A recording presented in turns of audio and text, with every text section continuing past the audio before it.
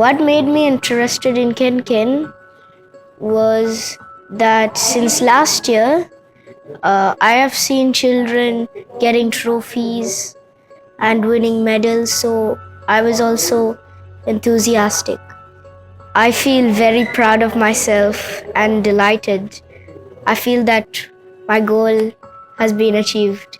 So, my biggest challenge was to fix my time with accuracy.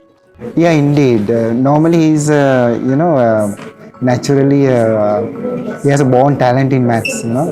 But we believe that his time management, patience, those kind of qualities he improved through Kenken, thanks to Kenken.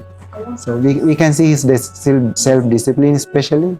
We have seen he's a very calm, quiet guy. He's not panicking. Even before the exam and after exam, he's just natural. What we saw is he's practicing, day by daily he's practicing more and more mock exams and puzzles. Yeah, that's the secret.